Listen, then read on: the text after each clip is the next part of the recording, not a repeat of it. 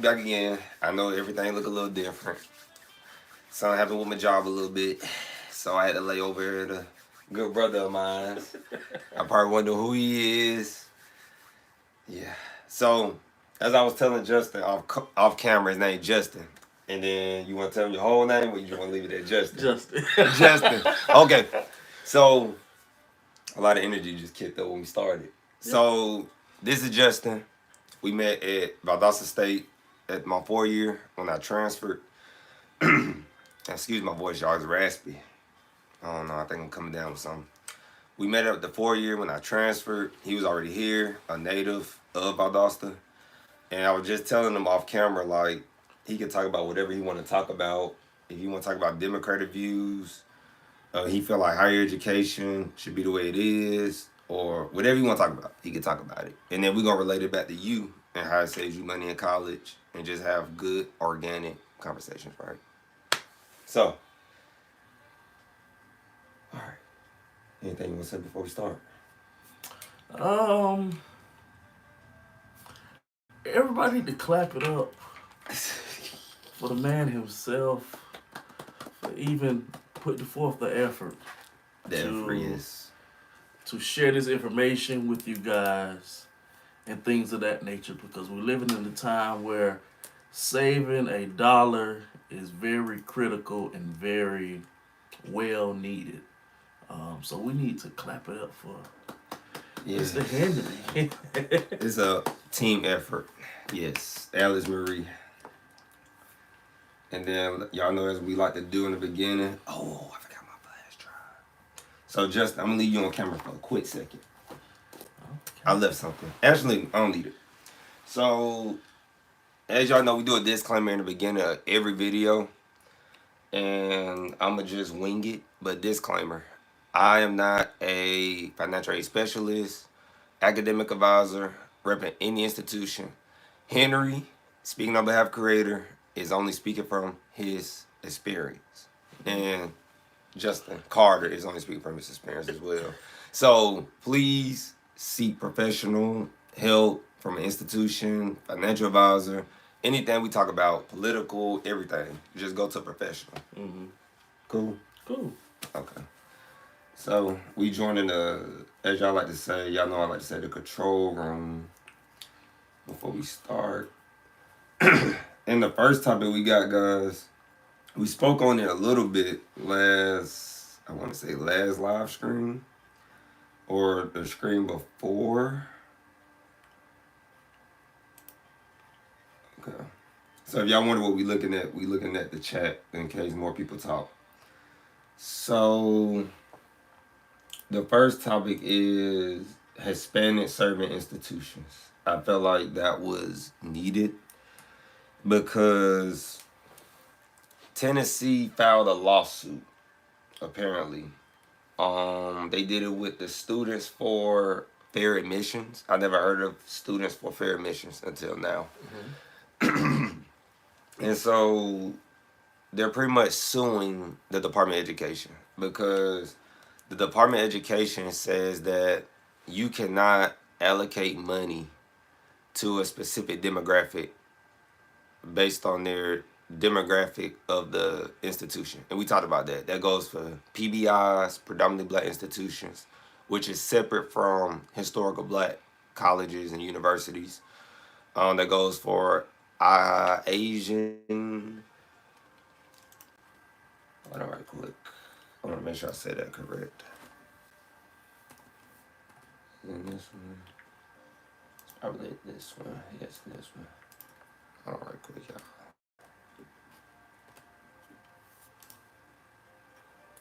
Asian American, Native American, and Pacific Islanders, PBIs, and many more. If you have a certain demographic that you claim or in the world, your school or student body is tailored to that school, as we talked about before. And the HBCU, for my people who don't know that, what a HBCU is different from a PBI. First and foremost. So a HBCU has a mission tailored to African Americans. Mm-hmm. First and foremost, it's tailored strictly like the mission, the goals, everything is tailored for African Americans. PBIs, on the other hand, are like tailored to predominantly black students / African Americans, but they still can lean off into what they originally were, a PWI, predominantly white institution. So Justin, how you feel about HBCUs? I don't want to put you on the hot seat. How you feel about it? I mean, I feel like HBCUs are good, but we have to look at the history of HBCUs and the tradition of those HBCUs. HBCUs were made for African Americans back in the day to get a proper education, be taught by people that looks like them. Because back in the day, that wasn't an option. You didn't have African Americans being able to go out and seek an education and things of that nature, like at Harvard or your Ivy League schools. So you had different blacks and with the help of some whites come together and form these historically black colleges and universities. So I mean I like HBCUs. I have several friends at HBCUs and things of that nature. So that's my little spiel on HBCUs. And because remember, we talking about Hispanic serving institutions. I like to give that context because they're being attacked by the Department of Education. And Hispanic serving institutions, PBIs, and so forth, they have to meet a certain quota in order to get funding. It's interesting, right? So in order for a school to get funding from the Department of Education, right, federal funding, like Hispanic serving institutions have to have a 25 percentile of Hispanic students in their school. And they have to be, in some cases, they say they have to be like low income, depending on the demographic. I can't explain that. I don't know why I got to be low income if it's Hispanic, predominantly black. I can't explain that. But there are quotas you have to meet in order to get your funding. So it's a reason why you might see certain advertisements on college campuses like websites or hit your phone or... You ever think about that? Like when certain schools hit your phone, you're like, why is this school hitting my phone? Not because you talked about it. It's because, remember, well, you got a phone on you, Justin? Will you show, right? I like to give an example. I can pull something out. So this phone, right, here's our conversation. But it knows our demographic. They sell our data. Like I say, you don't really have people worrying about certain companies like Palantir. I'm an early investor. People worrying about Palantir, but your data is already being shopped. They're building data centers as we speak to advance data-driven data centers, whatever they call them, but they're advancing that. So they're going to shop your information out and be like, that lets a college know, that lets anybody who needs your data know, like, oh, they were thinking about this school. We actually need more African Americans at this school. And so you really never have privacy, but that's a way that they can advertise and shop to you. But schools have to meet a certain quota. So, we talk about schools like right now I'm at Georgia State in graduate school. Georgia State had recently, shout out to them, they had recently won a big grant. A big, I believe it was like $1 million or more. I think it was more than that. It was a big grant. But it was because they had met the criteria of enrolling more African American students. They met the criteria of if those students had a certain income in their background. So it was very targeted with the recruiting. But Tennessee, this is in Tennessee, by the way, which is, I'm going to be honest with you, I thought Tennessee was a little country. Like, Tennessee whiskey and all that, I didn't think Tennessee had that many Hispanic serving institutions because they also mentioned in this that the University of Memphis is 60% minority based. You ever been to Memphis? I've never been to Memphis. How is it? It's like a melting pot, to be honest. Cause what that mean? Melting pot. Well, you got different types of demographics there. I was there for a step team showcase and things of that nature.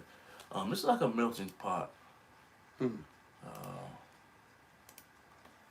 of people in Memphis. Mm-hmm. And so, why does this matter? Remember, we always relate it back. Why does it matter to you as a student, right? We talking about a little DEI stuff. I know, we talking about it. It ain't my realm, but we talking about some stuff. Because a lot of things in the Department of Education, higher education right now, is based on race. Like, I can't explain why. But luckily, in graduate school, we talked about all of these. Mm-hmm. Like, we talked about everything that I'm looking at, we talked about it.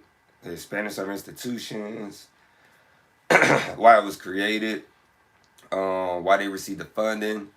So it relates to you because if you go to since we talking about Hispanic serving institutions, for all my Hispanic people out there, shout out to you.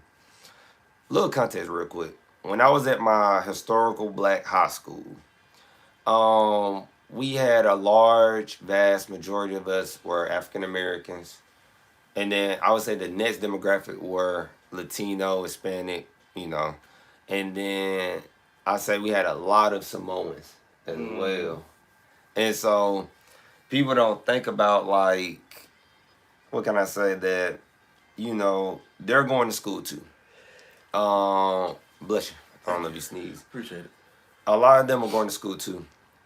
There's a study, because it was a DEI actually class, that African Americans are falling behind as far as going to college. We're actually not even second no more. Like, it's white first, if we want to talk about it. Second is Hispanics. Third is African Americans, and so on and so on. Could be biased, because you got to think about the people who conducting the research. Yeah, you always got to think about that. It could be biased, but that's what they're saying, You know me, I'm all for it. If you can pull me an article, fact check me, I'm all for it. I feel like that's very valid, because you have to think about it. Like I say, if you're in college or when you go to college, I really want you to look at the demographics of your campus, right? Mm-hmm. Campus climate. Campus, I just said it yesterday, I think. Campus climate. Keep going. I'm gonna look it up. I'll be butchering it. No, you're good. But my thing is, you see those people walking around campus and things of that nature, but are they finishing the degree? Yes. Are they going freshman all the way up into senior and getting their degree? People just go, like you say, that could be very valid, because there's a very vast number of African American males actually going to get their master's, and it's like 11%. So for the ones that are getting their African American males are getting their masters now, we're gonna be in the top 11% of people that has a master's degree. And that leads to the last topic, though, a little bit, about our colleges losing talent. That's it out loud enough? Our colleges, it ain't flowing right. Our schools losing their talent.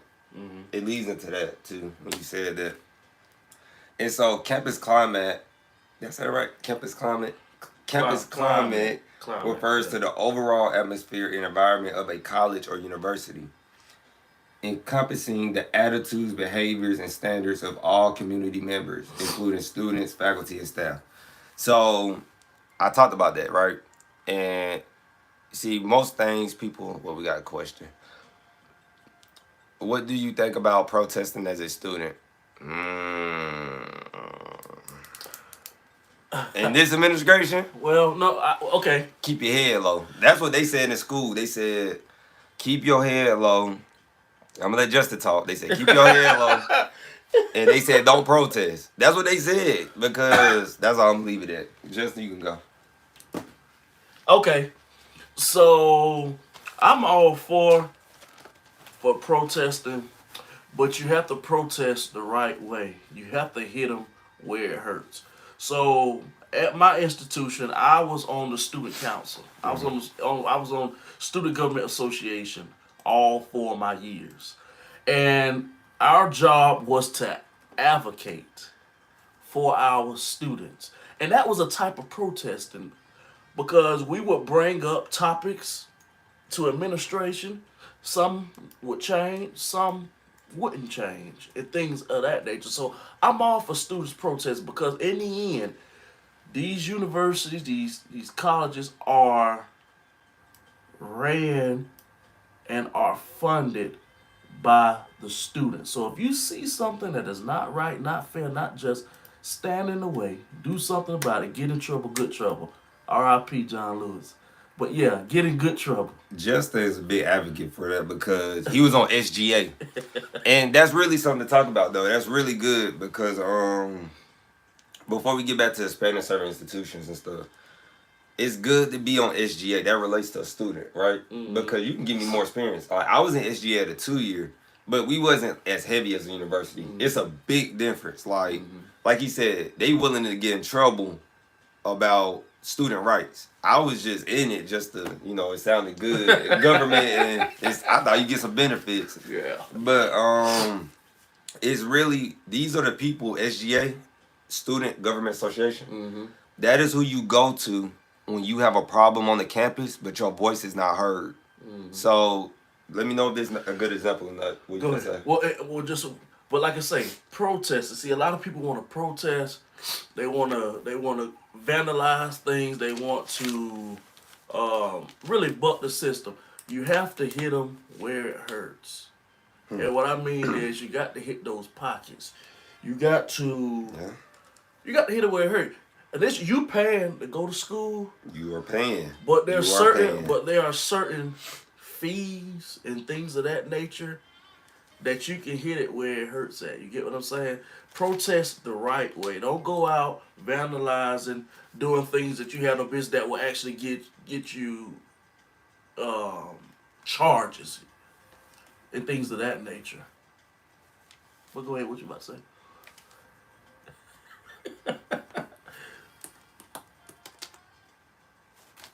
You hit it on the head. So if you have a problem with your instructor, right? I'm always big on if you have a problem with your instructor, instructors sometimes ride, as we talked about in graduate school, sometimes instructors go on a power trip. And people have been talking about power a lot lately. We talk about it in a job I do. Mm-hmm. And we talk about it in school. And people power trip, man. And your instructors can power trip. I really can determine what your grade going to be because I'm your instructor. And so, can you go to SGA about that? Yeah. Or should you go to, the department head? Mm-hmm. What if the department head is cool with the instructor? So, what you going to do then? But you got multiple students saying they're experiencing the same thing. So, then you go to what? SGA. SGA. Well, before that, what's that? You can actually go to the dean of the college. The dean. I forgot about the dean. I skipped a step. Yeah. I skipped a step. Yeah. Then you go to the dean, but if the dean is in cahoots with the department head, the instructor. It's all government structure. Then the vice president of student affairs. And then if they in cahoots, you make your way to SGA. Because SGA going to sit down with them. Talk to them. Because what schools don't want is for you to leave their school and go to another school. That's a bad look. When I say that's money out their pocket, you got to think. Y'all know I got my calculator. I keep my calculator up for y'all because it's some serious business. We might not have many people in because it's Friday. People have a good time when it's Friday. But during the week, they be like this. I'm like, okay. No, you good. We good. Imagine if you had to pay, everybody go to university, right? Right, Justin? Mm-hmm. So, no exaggeration. We're going to keep it low, on the low end. You're going to pay about $12,000 per semester. Times 2, which is $24,000 for the year. Now, that's one student paying $24,000. Imagine if it's 1,000. Nah. Yeah, I'm going to say 1,000. 24,000 times 1,000. That's $24 million right there. The school don't care how they get it. They just got to get their money. Mm-hmm. You see? And that's a school on the low end. Schools bringing billions of dollars a year with these students. You think they care? You think they don't care if a student starts a movement and say, we're going to another school? So, my bad, Justin. Yeah. So that's why you have to realize how much power you do have as a student and speak up for what you do believe in. Now, I don't want you, you know what the administration is doing. I don't want you to miss out on your education and have to pay for bond fees or bill fees, because it is gonna come back to you. Then you gotta go to court and you gotta sue and try too much, right? There's like I say, my granddad will always say there's always two ways to skin a cat. What's that? It's always different two ways. You had the bad way and you had a good way. You have the tedious way, you have the easy way. So it's always two ways to skin a cat. There are always two ways to protest. But go ahead, brother. I'm sorry. No, you good. You good. That's good to jump in. Like I told them, it's not just me. It's different views on how to go about higher education. And I love to bring it back to how it affects you, because what I was gonna say is, with Hispanic serving institutions, if you go to a Hispanic serving institution, it's important if you're going to a Hispanic serving institution. That's why we say go to the Department of Education scorecard, or know what questions to ask the school. Because if somebody works at a school and they don't know this, red flag. Now you might say this don't matter, but okay, let me show you how it matters real quick. Real statement. If y'all watched one of my videos, I haven't clipped it up yet. I told y'all the story about a mom and pop school that shut down in my city. But I'm going to tell you right now. If you go to a Hispanic serving institution, like now, they're not getting funding. Like, the Department of Education wants to take their funding. That means your Hispanic serving institution school, major, program, right? If you're majoring in, what's a common one? Let's just say health. Because health been getting sliced like crazy lately. Yeah. So let's say health. Your school that is a Hispanic serving institution might say, well, we got to cut back on some programs that cost a lot of money. Why health will get cut? In my eyes, lab coats, all the glass for the labs to do, all the items inside the lab. It just costs a lot of money in health. Clinicals, all that. It costs a lot of money, right? So they're going to cut your program, and you was already halfway through your program, like in that major. Not freshman, sophomore year, but junior, senior year. You was halfway done. Now you have to go transfer to another school, but this way it gets complicated. If schools know that's a Hispanic serving institution, they're being picky. Remember we talked about the school, Santa Ono, Santa Ono just got denied as a college president because he wasn't conservative enough. We're nonpartisan, but he wasn't conservative enough. So imagine if you go to a school that's still like that. Now you're going to affect your credits transferring. Remember, we said already transferring to another school is already hard. So you get caught in that crossfire because your program gets cut because of federal funding. That's a problem, right? And you see how it's an easy trickle effect to hurt your schooling. And students get caught up in this all the time, but they don't speak on it. Because it's like, I'm embarrassed that I can't go back to school, or I didn't know that my credits weren't going to transfer nowhere else, or... That'd be that hurt. And them credits being able to transfer, you have to be mindful about that. Exactly. And they don't tell you that, right? But we tell it here. You have to be mindful of that. And... what else we got up in here, y'all? Oh, you good, you good. Let me see what else we got up in here.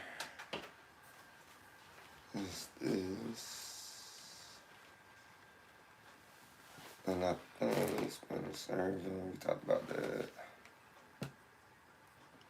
Is that too bright, y'all? Y'all let me know if that's too bright. We got a lot of lights. Most lights we ever had on the live screen. I'm trying to make sure y'all can see us. Oh, they can see us. Trust me. They'll say something in that comment section. I look a little dark. they'll say something real quick. But I think that's it for Hispanic serving institutions. They just experiencing what everybody else experiencing, like the Ivies. It's related to, but like I said before, Hispanic serving institution is not related to DEI. That's that they did that back in 19. I guess they trying to reverse history, but Hispanic serving institutions were created in 1992, not too long ago. And same for every other demographic, when schools tailor to that demographic. I don't think that's really being... They're trying to say it's unconstitutional. I don't think that's unconstitutional, because remember, we're the United States. We're united for a reason. There's nothing wrong with one school specifically focusing on the demographic. I remember one of my classmates, he's an Asian demographic. He's Asian demographic and Mexican. And he told, I don't know if this is true. I need all my health people out there to validate this. But he said Tylenol doesn't work for him. He said Tylenol doesn't work for him, or certain, like, though, you know, you take for your head. I believe it was Tylenol, one of them. He said it didn't work for him. Now, I'm not in the health field, so I couldn't debate that. Yeah, I was like, but yeah, Hispanic serving institutions, they're potentially gonna lose their money as well, and so we'll keep an eye out. That's in Tennessee, and I think they had just spoke with Linda trying to make a relationship, but we will see. Which leads into the next topic. Now, this is more opinionated. Does your college politic well with the Trump administration? But we can ask, since we talk to each other and them, should your college politic well with the Trump administration? If it don't, it will. If it don't, it will. If it don't, it will. He's the president. I mean, now should it? No, because you have to look at your campus. You have to look at the makeout of your campus. Y'all just say, cause Trump might say you need to cut this and that, and then if you don't cut it, we're gonna do this. This is what I think. Mm-hmm. When I think of DEI and when I think of diversity and inclusion, we need those things around because that help us better understand one another. Not saying we're going to focus on one particular group and that's what we're going to funnel all our money. This is something to where, you know, you have a pie and you cut it. You cut it in different slices. That's how it needs to be. Everybody have their own fair share of the pie. We all learn from one another, but the reason why we don't want to learn from one another because we feel like we better than one another. And see, that's the problem. We have to get out of that ideology that we feel like this race is superior to that race or that race is the bottom feeders and stuff like that. So, you know, this stuff that's happening now, it did not surprise me at all. The DEI, the cutting of student diversity and inclusion. You know, at my institution, they actually changed the name. It was student diversity and inclusion. Now it's like campus community impact or something like that. So they took the name and changed it, you know. Yeah. So they can keep the money. But are they keeping the money for the right reasons then? Because some schools, you know, it make you think. Some schools are like, they can get the funding, but they don't have to use it for those purposes. I feel like they're using it the right way with my institution. Your institution? Because I see it. Okay. I see it. You constantly, you know, celebrating Heritage Month and things like that, and they're like, it's an overall thing. You vividly see it, but it's a simple fact that it may not be as big as the campus-wide events. You get what I'm saying? Yeah. You know, and it's run very well. I'm not gonna name drop, but the director and you better not name drop. I ain't saying it, but yeah, I mean they doing a great job. Right there at the institution that I got my degree from, they're doing very well when it comes to diversity and inclusion because that's what I see, diversity and inclusion. So, but should it line up? I mean, you have to look at the demographic of your campus. And you have to realize that everybody deserves a fair chance.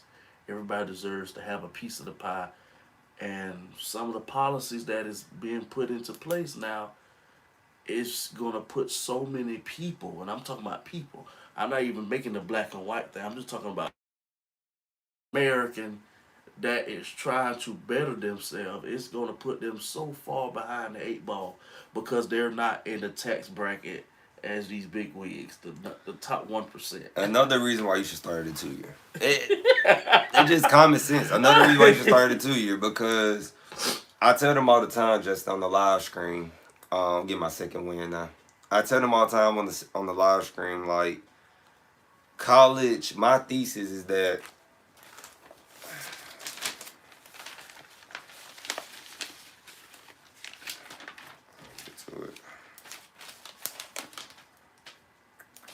is it this one? A man of many notebooks. Yes, I write down. I'm sure a notebook is scared to see you coming. Nah, I said, oh, there you go. I say my thesis all the time. I like to quote it. College is becoming unaffordable, which will raise the value of college, I feel like. Mm-hmm. And like you said, it's going to put everybody behind the 8 ball. Mm-hmm. A lot of people already have a stigma that college is not worth it. Mm-hmm. And it's sad. Because when I look at billionaires, right? Bless you. Thank you. When I look at, no, you good. When I look at billionaires and then I look at their kids go to college. Mm-hmm. Minimum bachelor's. Mm-hmm. Every time. And so people get this stigma that you don't need to go to college, but I'm like, this kid who is a legacy. Mm-hmm. It was handed to them. Yeah, like, they're going to college. Like, you have to think, like, their parent or guardian is not, like, Donald Trump, right? Mm-hmm. Hot topic. I love talking about Donald Trump because his son, I forgot his name, something with a B, I think. His son easily gonna be rich, wealthy, right? Mm-hmm. But his son is still going to college. Mm-hmm. Why? Because his dad got plans for him. Mm-hmm. They're like, look, I can't have no, what's that word? A nice word to say. I can't have nobody who's not intelligent trying to run my stuff I got for them. Mm-hmm. Just facts. And so we say, oh, college don't matter. I can learn on YouTube University. Man, listen, I learned financial stuff on YouTube, and trust me, it could get you only so far. Mm-hmm. Like, the stuff that people know, like, really know, who's not on YouTube, it would scare you what they know. It would scare you. And so it just made me think of that, though, like, why you should start at 2 year more, though. Because you're going to be so far behind the 8 ball that college going to get, I think university's going to get so expensive that you need to start at 2 year. But then I hope they don't raise the 2 year prices. 2 years haven't really moved that much because that was the whole point of it. When universities got overflowed with students, they made a 2 year for other people to start it and then bridge. So by the time the 4 year people left, 2 year people come in, you know. And just a disclaimer. What's that? Shoot for the stars, but be careful what you're shooting for. Be mindful what you're shooting for. I'm saying that to say, if you know you do not have the funds to start at a 4 year institution, you know the rest. Start at a 2 year. Get those core classes. Get those out of the way. Art, history, macroeconomics. Then transfer. I promise you. Public health classes, I promise anatomy. you, the groups, the D9s, the multicultural institution, fraternity, sorority, all that stuff. What's the D9? Divine 9, your alpha, your omegas, your Q. I knew what it was before y'all get me in this video later. I didn't know it was called the D9. I had to get reminded of that every time. Your Divine 9. Okay. And people don't know, you know, when somebody watch this from a different part of the world, they probably don't know what not HBC. They don't know what a D9 is. It's your historically black Greek fraternities and sororities. They're called D9s. Your D9. But trust me, those organizations are going to be there. So a lot of people, oh well, you know, oh they got the Qs on this campus, or they got the AKA, or they got the Deltas, or they got this organization over here. You have to be realistic about your situation when it comes to going to college. And we can't stress that enough. I'd rather for you to be rich and tired than be lazy and complacent. Okay. I thought I knew what you was going to say. I was trying to finish and I was like, I'd rather for you be rich and tired rather than lazy and complacent. Now, you know, I like to relate it back to the students. If you are a student, you could be a teacher or a instructor, whichever one.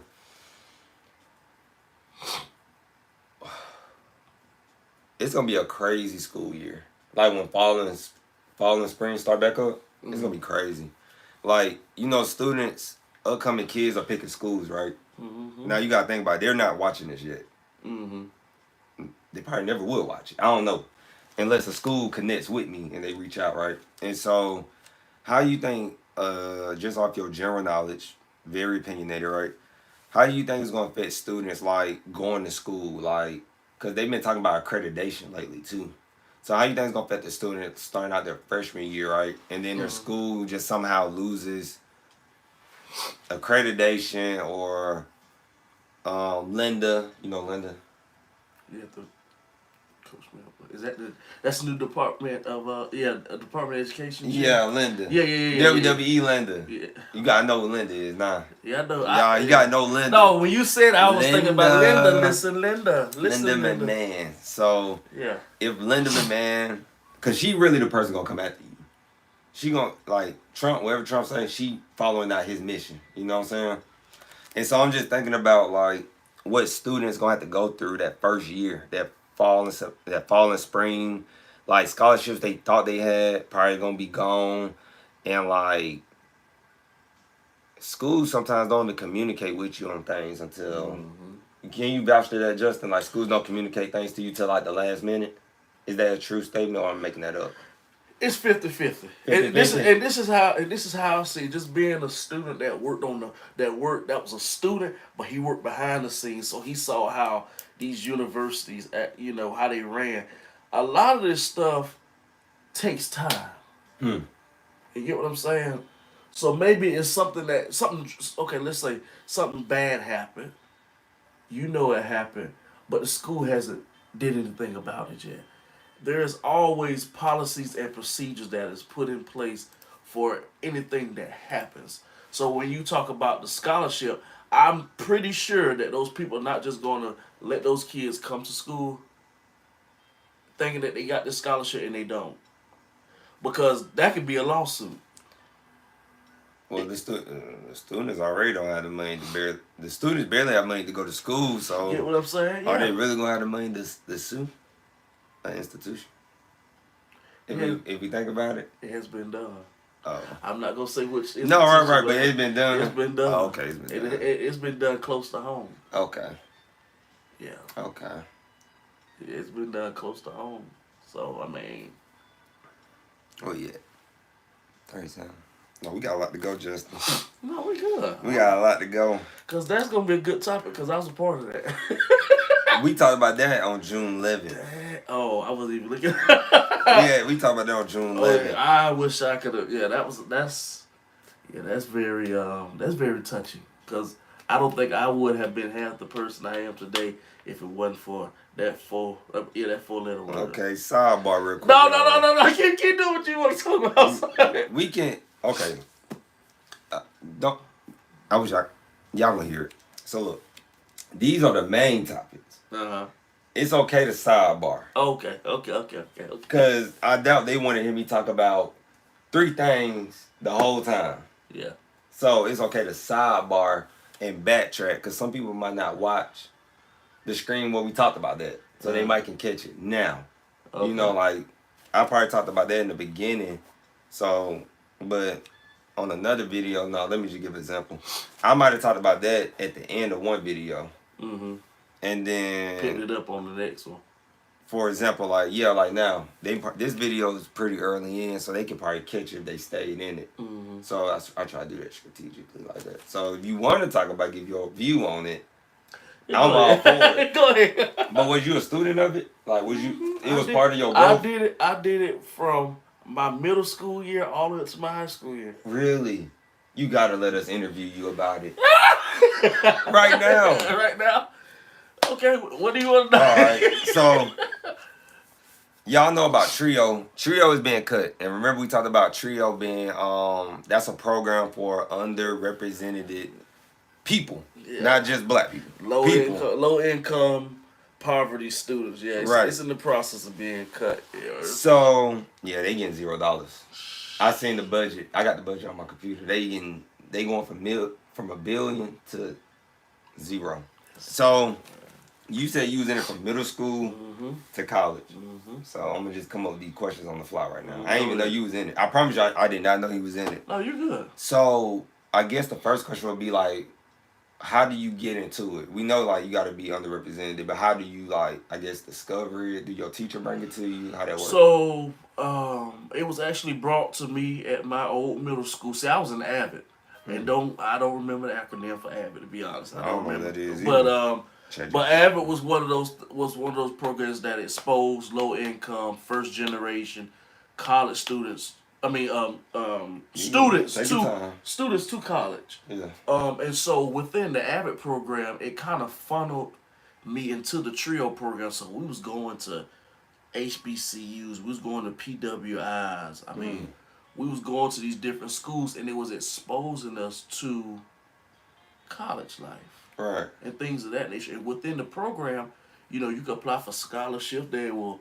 have counselors come in and tell you how to apply for a scholarship, how to write a scholarship essay and things of that nature. So there are so many different tools that Trio has equipped me with, and things of that nature. And to see it be cut, it's kind of disheartening because, like I say, I'm a proud product. Yeah, I was about to say, I ain't know nobody part of it. I have actually gave back to Trio, and things of that nature. So it's disheartening because my thing is, kids cannot control their environment to a certain extent. Right. When they growing up in grade school, they need to be focused on grades and making their folks proud. But if their parents put them in an environment where they don't have that exposure, but then when they go to school, they do have that exposure, that gives them a sense of hope. But by Trio being cut, and the process being cut, however you want to slice it, right, it's wrong. A lot of great people was proud products of Trio, and I'm glad you talked about that. Yeah, we talked about it a couple of times because I feel like I would have been a Trio, but I just never, I guess the city of Columbus didn't have Trio really. So you got Trio, you got Upward Bound. So Trio and then you got Upward. So Upward Bound. So Trio is like the umbrella. Yeah. And up under that you have Educational Talent Search, which was the program. Man, I'm gonna lose like 3 jobs then. I applied to like 3 jobs. Upward Bound is part of Trio? Yes. So it's alright. You gotta do some more research. That's alright. Goodness. So Educational Talent Search is the program that I was in here in Valdosta. You have Upward Bounds. Yeah. And there's a couple other ones. But Trio is the umbrella. Yeah. And then you have Upward Bounds as an entity. You have Educational Talent Search. And I think there's a couple more. But Trio as a whole has taught so many young people how to do so many different things. And by cutting that, it's disheartening. So, who exposed you to it? Like a teacher? Yeah. Or a teacher brought to you? Mm-hmm. Okay. My Avid teacher.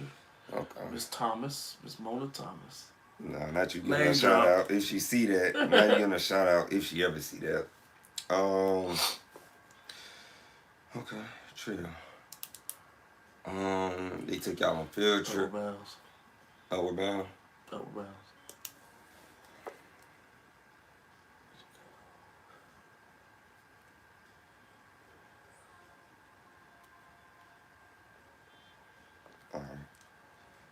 Yeah, because I ain't know that. That's like 3 jobs gone. I'm for real. Like, I tell them all the time, like, look, this don't pay the bills. But knowing that I applied to 3 jobs that was related to that. So that means, so what about MiraCourt? I'm not familiar with that. Okay, that's separate then. Yeah, I'm not familiar with that. But this is what I will say. Faith, we're going to be good. I am very well proud of the individuals going up there allocating in Washington about Trio. I feel like enough good trouble to be made because there's so many people that benefited from it. And the thing about it, and it wasn't no one particular skin color. So many people Yeah. have benefited from that. If they want to say it or not, they have. So we can look at the budget, the sheet, and all that stuff. Say zero, but You got us sounding real Democratic right now. Ah! Usually on our live stream, we sound a little Republican. Nah. I be having them like, man, is he Republican? Is he Democrat? Hey man, I am nonpartisan. If I see wrong, I see wrong. If I see right, I see right. I'm the same way. I have Republican views. Okay, let's go back on topic. Yeah, because you getting into the political whatever. Oh yeah, right now. Okay, all right, y'all. All right. Because when we close out the live stream, we break down the college for them. We always break down one college. We name the school, everything. We break it down. It don't matter what school, we break it down. So we ain't get to that point yet, though. Remember we talked about it earlier. Are colleges or schools, institutions, are they losing their talent? Like, do you feel it kind of goes together with what we talked about, like seeing African Americans getting their masters, but we like from a people perspective, do you feel like colleges are recruiting the best talent, and like when they leave school they're thriving? Ooh, that's Cause I feel like I'm gonna tell you like I see it. So y'all know I like to follow billionaires. Not because of money, but like how they are so intelligent or perceived intelligent until they step out their box, Elon Musk. So, but they're pretty intelligent, right? And a lot of them are trying to, hopefully this spark your answer you want to give. Think real good on that answer because it's going to be recorded. So a lot of ultra rich, right? I'm talking about like 100 billionaire type of billionaires or billionaires. A Warren Buffett. Those types, yeah. Warren Buffett, yeah. More in the tech area. I'm being a little biased. More in the tech area, they start their own schools, or have been. Like the company I talk about on here a little bit, is Palantir, and Palantir has their own like Palantir University. They get kids. Not because they went to Harvard, not because they went to Columbia, not because they went to any Ivy League, but because they can do the job at Palantir, right? And they call it Palantir University. And so they get students who was at 2 years, dropped out, and they could do the same job there. They just didn't go to school. I kind of, like we said before, I feel like everybody should get their education to a certain extent. But they have a narrative. The tech ultra billionaires have a narrative that colleges are teaching, they're not the same as they used to be. They're not building like innovative ideas, which I can relate to that. In graduate school, I don't feel like we was talking about innovative things. We wasn't talking about, what if we did get a president like this, right? Or what if we did get somebody who wants to cut the funding, and more, they didn't want to, how can I put that? They wanted to cut the funding specifically, or they wanted to shut down schools or take your accreditation. I know he's doing all of them, but we never prep. Schools, colleges in this career field never prep for this situation. And I say that like, what y'all do all day then? So my question... and I always say like, what did they do all day? Okay, so my question is, how do you prep for that? What, for the worst? Yeah, how do you prep for that? You think crazy. In my head, you gotta think crazy. Like if I told you like you can save $10,000 or more starting at 2-year bridge to a 4-year, and you say, bro, you crazy. No, you can't. So then what you have to do, you have to do the groundwork. Now, could you waste money doing this? Yeah. But I think colleges wasted more money on other things. I feel like. That's valid. What you thinking though? You sound like you're gonna go against the grain. Says free. What's this called? Free spirit. Free spirit. Yeah. Ask your question again. Do you feel like colleges, institutions, schoolhouse pretty much, and higher education, do you feel like they're losing their talent?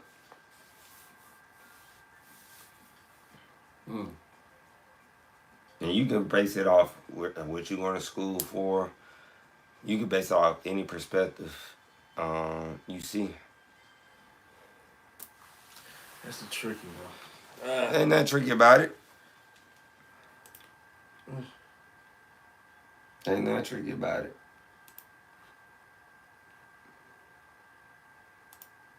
Dun dun dun dun dun dun dun dun. You got to come back with me with that question. Oh, y'all, he ain't have an answer for this. He getting political out here. I'm trying to, because I want to give you a great answer. I don't want to BS the answer. That's political right there. So my thing is, I my first degree is in communication with emphasis in public relations, and now I'm obtaining my master's in public administration. So I'm just going to hit you with the old school. Let me get back with you. I need more information on that. Okay. So we are at the closeout a little bit. I think by the time we finish this part, it should be about to close out. Unless you have something else to say. Maybe your answer came back to you before we start. Oh no? Okay. That trio was good. Okay. So we did speak on the school. We spoke on Memphis. I think Memphis should be researched. Memphis, I used to play sports. Memphis has, what's that coach name? Penny Hardaway is their basketball head coach. So maybe that might attract some viewers here with me saying that. And yeah, Memphis. So we're going to break down Memphis. I think it's the University of Memphis at that. Let me see. Somebody. Is that like what's their mascot? I think I've seen that before. What's that? Is their mascot like the Tigers? Yeah, University of Memphis is, I think they're the Tigers. I think they are. Let me see. Yep, Yeah, they're Tigers. Yep, I thought so. It's funny because their noble alumni that pop up is Derrick Rose and Penny Hardaway, which is crazy because I'm pretty sure this school had, alumni that did something else besides sports. But that's interesting. So sports is what bring the bucks. I guess so. Yeah, we talked about that a little bit too, the NILs and stuff. They got a 55% graduation rate. Not you reading it already. Oh. So yeah, you good. Yeah, they got 55% graduation rate. The midpoint is 58%. Now tell me what the midpoint is. What does that mean? So that's pretty much like average of what you should have for a graduation rate at a college. Okay. Or at least based on their 4-year, because it's a 4-year. Mm-hmm. And so they're 3 points shy from that. They're 3% shy, yeah. Which is not good because that means like students who go there don't finish. Half. Or transfer. Can you say that? Yeah, or they transfer, yes. I think transfer falls into retainability, but that's a good question though. It all depends how they measure their graduation rate. Yeah, how they measure it up. And so the average cost, this is our part. This is our bread and butter. This is our meat and potatoes right here, Justin. The average cost to go to this school is pretty much $13,000, right? So we know like if that's your average annual cost, right? Your yearly cost. I'll round it up. So like the way I learned is like if it's $13,600, for example, I say $14,000. They say $13,200. So that's pretty much $13,000 flat, if you ask me. I'm gonna do 13. I'm gonna use all their numbers in this aspect and divide it by 2. Their students pay $6,000, $6,700 per semester, supposedly. What we do, Justin, as you're watching this, we go on the actual school website and we calculate it and see if it's accurate with the College Scorecard by the Department of Education.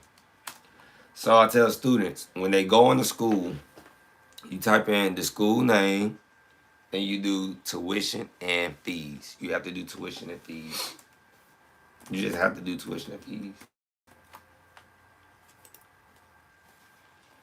And then, and then, I don't go to no third party. I don't go to no other whatever you can name. I go to the school website.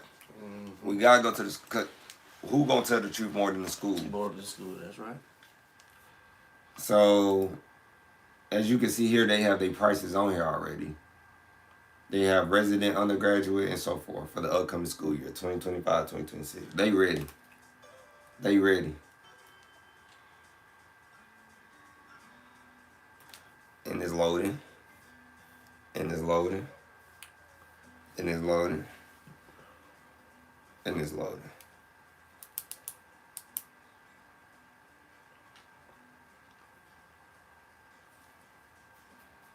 Hit a scratch. As it loads. I didn't know it did that. Did what? Pulled up a Like, it took me from what we wanted to be in, so let me do this.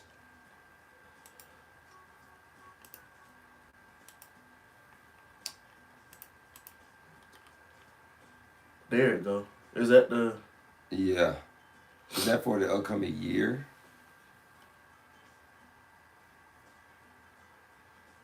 That'd be my question. It was up under that tab though. It's the one I want right here.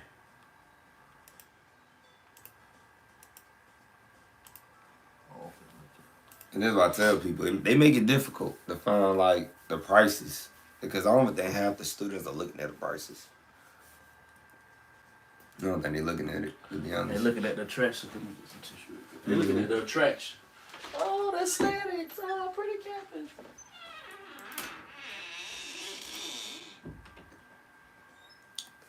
So, as I wait, because for some reason it's not loading, they take you to Adobe. There you go. So, they pull their prices back. They actually dropped their prices.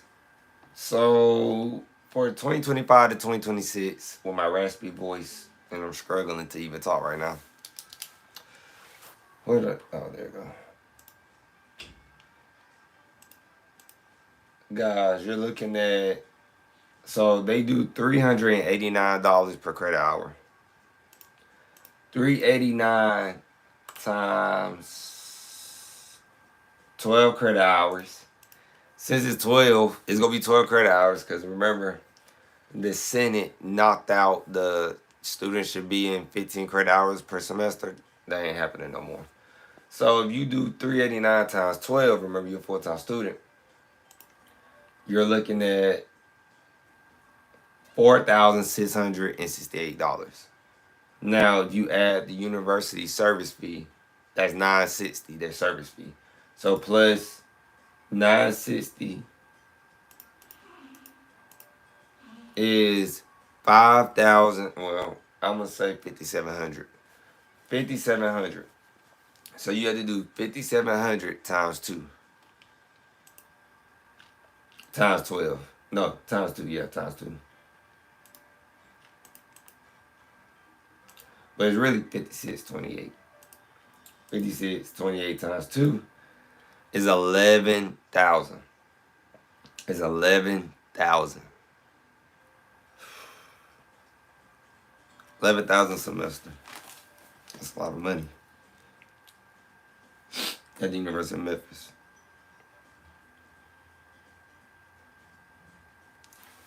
So 11,000 a year. I say the U.S. Department of Education scorecard is not accurate. They're short 2,000. Now I guess they could be factoring in if you got a different major, but yeah, they 2,000 short.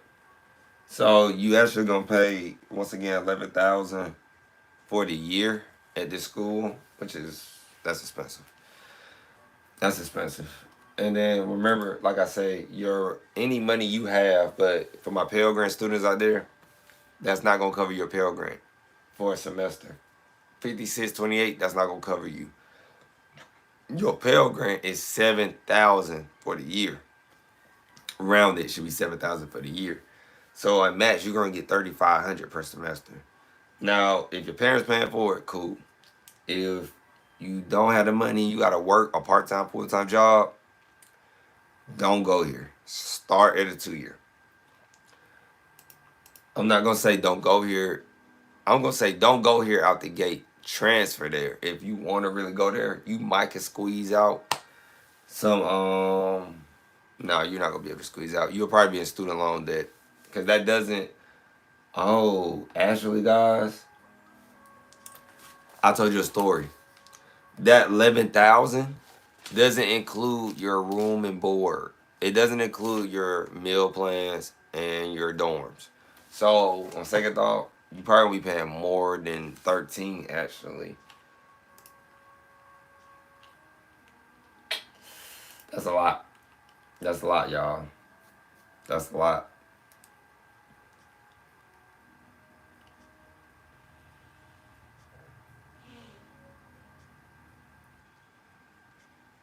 That's a lot. Yeah. So you possibly are going to be paying over 11,000 for the school year if you go to the University of Memphis. But we're not done yet. We're not done. Is it worth it? That's the real question. Ooh, I don't know. So the income you receive, remember they base this off of financial aid students who receive financial aid for some reason. You're looking at making $48,000 after. You're looking at making $48,000 after being 10 years removed from the institution, and if you receive financial aid, you're looking at making that. That's not a good return on investment because once again, if you include the room and board, which they did not have on this sheet, you're looking at a lot of money, guys, because their housing fees actually right here, their housing rates, it gets very detailed. They have different types. They starting out at $3,000. They starting out at $2,000, $2,500 and up, and they already got plans on raising that year by year by year. Everything's gonna go up. So just to give you an eye opening, this at the University of Memphis. You have to be careful with that. So you're looking at about 14, 15 for the year. Easily. Well, more than that. You're looking at about 8,000 per semester. So you're looking at like, and that doesn't include the meal plans. You're looking at 16 grand easily if you go to the University of Memphis. 16 grand. If you do easily 16 grand times 4, that's going to hurt you a lot. As you know, we like to do that. 16 grand times 4 is 64,000. And they're saying easily that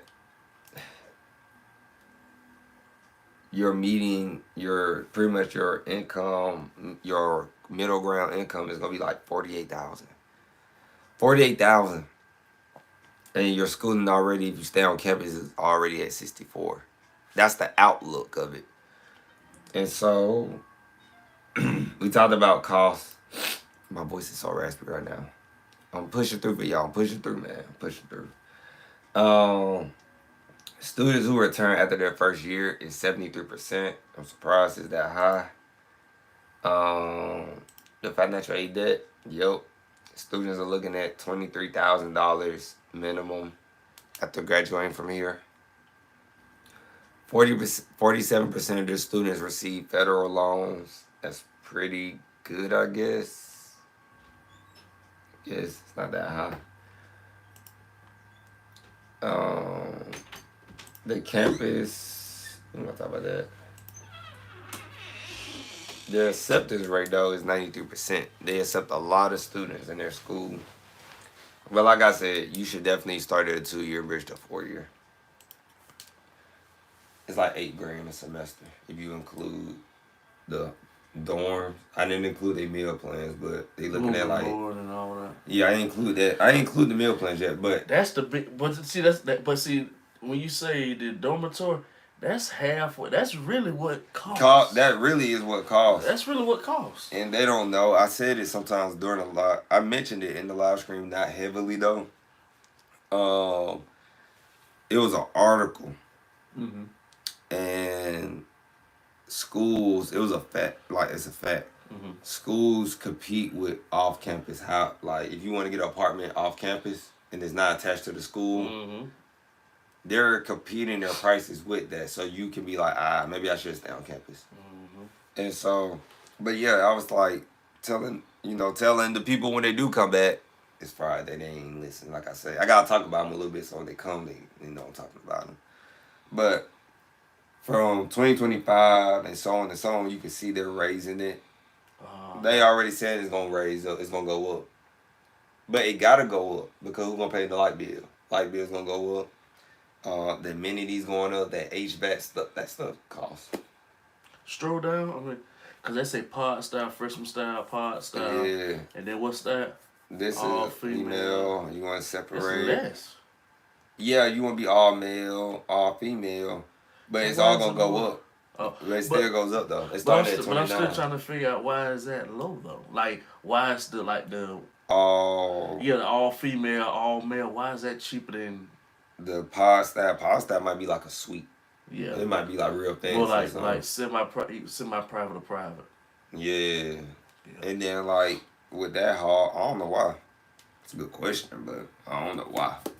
If anybody is going to the University of Memphis, please don't you say it. Don't get yourself blacklisted. I'll say it, but it's an honest review. But I just want to know why it costs so much. Like, I mean, why is it cheaper than like the pod style? I don't know. It's not your fast food. I don't know, but I don't know. But University of Memphis, and then like I was telling them about this too, real quick since you just came back. The students, so their typical earnings after 10 years being removed. This is for students who receive, for some reason, it's based on if students receive financial aid or federal funding. What is it? You receive federal student aid, financial aid, and began at this institution 10 years ago. I don't know why they base it on that, but they do. But you're only looking at like $48,000, and you easily gonna pay like $64,000. That doesn't include your meal plans.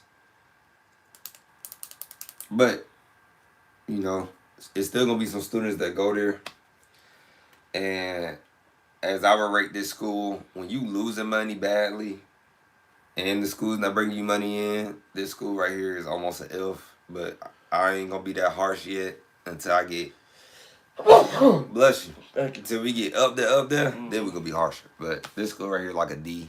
They like barely. They should be an F, but they a D. And it's not really a good school, personally, I guess. Like, if they want to redeem themselves, they can call us up, call me up, and I'll go do a tour. And it doesn't really change much because I'm looking at the numbers. So y'all need to do a tuition freeze. Y'all need to come up with some solutions because y'all gonna have the Trump administration coming for y'all. And that's facts. But yeah. And that's pretty much it. That's the University of Memphis. Feel free to play that back. Anything you want to say, Justin, at the end? I enjoyed it. You enjoyed it? I enjoyed it. I watched the videos now to see the behind the scenes. Yeah. How it's done. Yeah, man, it's Friday. We didn't have that many people show up. I always like to mention that because it's Friday. It lets us know, like, if they want to watch this on Friday. More of all, if they watch it afterwards is what I'm concerned about. And so, I just hope they watch it and see it. And so, like I said, it's Friday. Don't have too much fun on Friday. Friday. As your advisors would say, as they would say, be safe over the weekend. Don't drink and drive. Go somewhere in a group or pairs. Don't go nowhere by yourself. And don't Any do such advice? And don't do something that I wouldn't do. And go to church. Wake up in the morning on Sunday if you go to church. If you go to church. If you go to church on the Sabbath, which is Saturday, or you go to church on Sunday, wake up and give God, all the praise and glory He rightfully deserves. And we'll be back on Monday. Strong Monday. But our special guest won't be here with us. You won't be here with us, right? Monday? Okay, he won't be. I was just making sure, they'll be like, oh, I'm going to be here. I'm like, whoa. And he ain't going to be here. So, yeah, it'll just be us Monday. Regular routine. Hopefully, we got some more news. And hopefully, my voice feels better. Because my voice going out. And see y'all Monday, man. Peace.